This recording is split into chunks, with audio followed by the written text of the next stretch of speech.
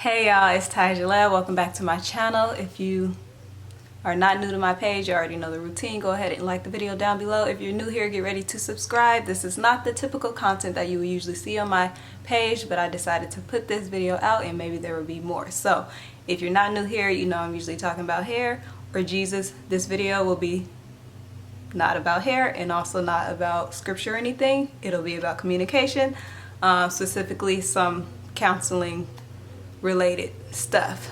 So if y'all know me, then you also probably know that I'm an associate marriage and family therapist as well as an associate professional clinical counselor. So this will be a more therapeutic or therapy focused video. So what led me to put this out is I saw this TikTok from Daryl Wyrick. I hope that's how you pronounce his last name, and I'll show you.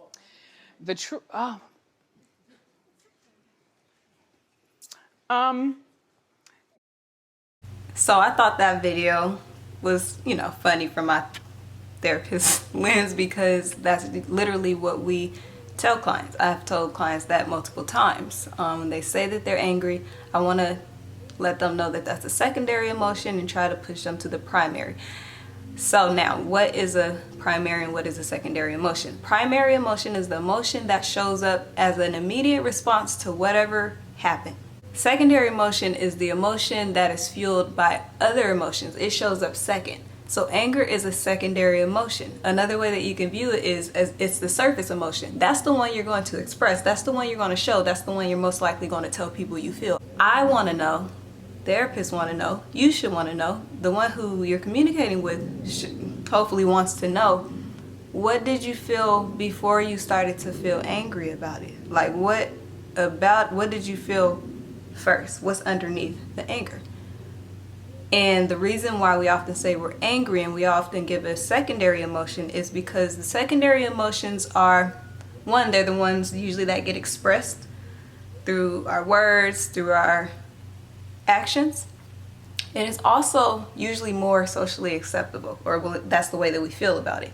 If you ask somebody, well, how did your parents, or how, what type of, in what ways did your parents express emotion when you were growing up in your household? I don't know. There was a lot of anger. That's what people usually say. I mean, I would see him, dad or mom, or they would get angry a lot. They didn't usually see the other things, or know about the other things. They weren't expressed. But a lot of times we can easily see when somebody's angry, and you can easily show that. It's not only feels more socially acceptable, but it's a lot less vulnerable. So it's obviously easy to just tell someone or show someone, I'm angry, I'm angry about this. But you won't say why you're angry about it. When you say why, or you get to the root of what's actually going on, those are the more vulnerable emotions that we don't easily have the words or emotional intelligence for, or we don't feel fully safe or comfortable to share, to express that, or vulnerable enough to do it. Those emotions, the one you probably felt before you got angry, where you probably felt disrespected. Maybe you felt abandoned. Did you feel rejected by this person? Did you simply feel hurt? Are you able to say, when you said that, when you did that, I was hurt? It's harder to say these things. It's harder to say, actually I was feeling a little bit of loss, grief, the loss of something. I was feeling whatever it may be. I was feeling jealous. I was feeling insecure. A lot of times we won't admit that outright and directly. To say I was feeling jealous, oh no, I'm not feeling jealous. I just feel like you shouldn't have, and I just don't think that you. And you see the anger and you hear the anger, but the person won't simply say, yeah, when you do that, I felt jealous. And that's a difficult one to say, specifically, because yeah, you want to be able to get in tune with your emotions, but you also want to know that you can trust the person you're sharing with. So I'm not going to share with you that I felt insecure or jealous or hurt if I don't trust what you're about to do with my vulnerable emotions. That's why a lot of us walk around with our wall up and we don't get that vulnerable with people. But definitely it's something we should practice a little bit more for the people we do want to be in some sort of relationship and maintain that relationship with them, whether it's family, friends, romantic, whatever. Okay, so you know what a primary emotion is. You know what a secondary emotion. Primary is very surface. It's a lot easier to show. It's the one we're easily able to identify. Surface forces you to actually go a little deeper and get a lot more vulnerable at what's actually happening. Now I'm going to give you also the reason why it's important that you need to know, or why therapists need to help you get to, okay, I see you're angry, I hear you're angry, but what is the root emotion? Why we need to help you get there, because the root is often different for each person, even if the scenario is the same. And I'm going to show you. I'm about to give you one scenario. I'm about to give you two, and maybe I'll throw in a bonus, different primary emotions that are underneath them. Okay, so the scenario is I have an event going on and I'm expecting someone that's supposed to come and they end up showing up late. I'm angry about it.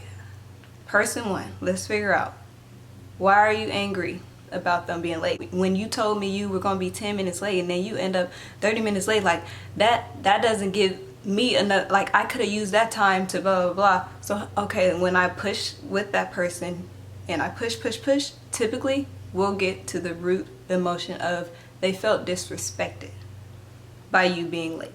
They felt disrespected.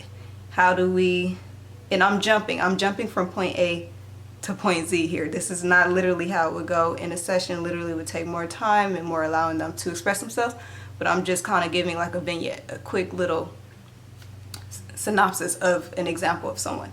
So if I push this person, they're probably going to tell me they felt disrespected by this person being late. How do I kind of get the idea of that? Because they start talking about, I could have had more time to do this, or if you would let me know, then I wouldn't have. They felt disrespected by the person being late because it was almost a disrespect towards their time. So I'm okay. This person will likely say, it's not that you were late. Like that's fine. Just give me a realistic time of when you were going to actually be here, because then I would have known that this is how my day or my task or to-do list could have gone. But since you told me you were going to be here, or you said you were going to be here at this particular time, then I had kind of anticipated, like, okay, at this time they'll be here, and so I set some of my things around that. So now I'm angry because I know that I had arranged some of my things around the time that you said you were going to be here. Boom, y'all can figure that out, y'all can squash that. So the underlying emotion was more so disrespect. I felt like that was disrespectful, you being late like that, because it impacted me in this way. Person two, right? Person two might say, if I'm important to you and if it was important to you, then you would have been here. Like you would have been here on time. It would have been no issue. You would have been here. Like you wouldn't be late. So, okay, if I push with this person, what will I get to? The underlying emotion that you probably hear with this person, they felt,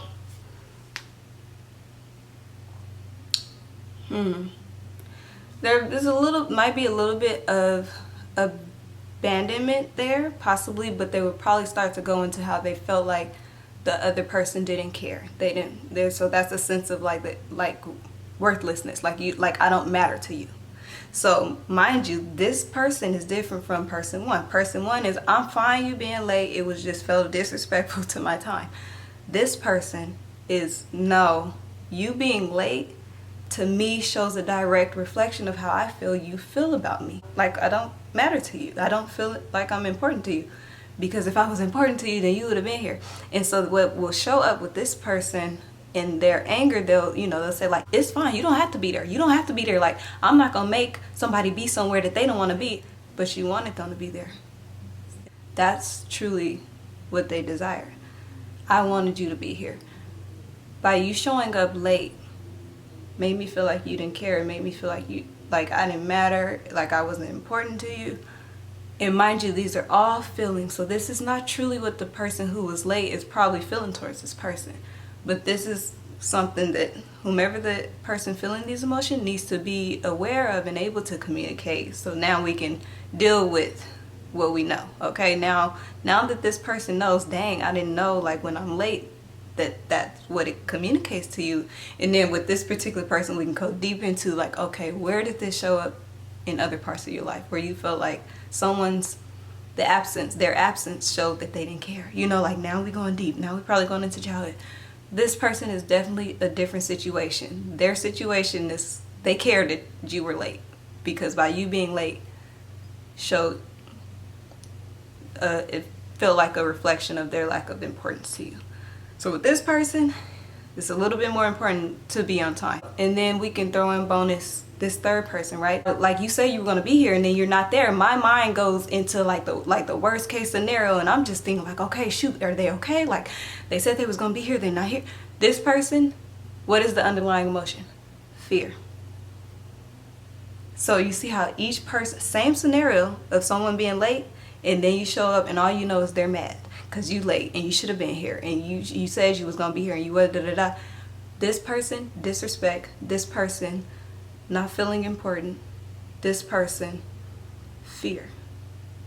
This person simply wants to know, I just want to know you're okay. This person, I wanted you to be there. That's more vulnerable to say, I wanted you to be there. This person, I wanted you to be honest with me. Boom. And so ultimately, all of these scenarios are different. Everyone is different. So these are just examples. No one's case may be exactly these things, but these are just examples to help y'all understand why we can't just go with, okay, you felt angry. As a therapist, we want to push you a little different. That's going to help you know yourself a little bit more, and so you can explain that to the people you're in relationship with, family, friends, romantic partners. Because when you identify what you felt, then you can say what you need. So I'll have 3 different people show up to say they were angry about a late situation, and I can't just take that at face value with each of them. Each of them are different, each situation is different, each relationship is different, so I need to help that person get to why they felt angry. So that's what the TikTok meant by when your therapist says, what's the root emotion? Because anger is a secondary emotion. We get it, you were angry.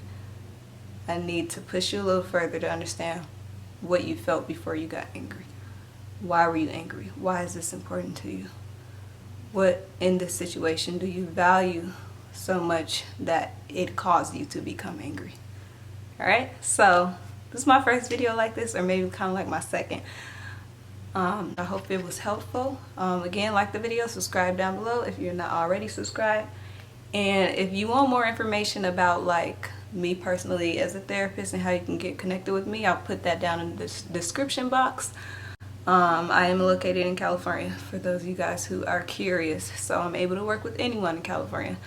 That's all that I have for y'all. Maybe you'll see more videos like this, maybe not, I don't know, but I'll definitely be back. Alright, so like the video, subscribe. I'll see you guys in my next video.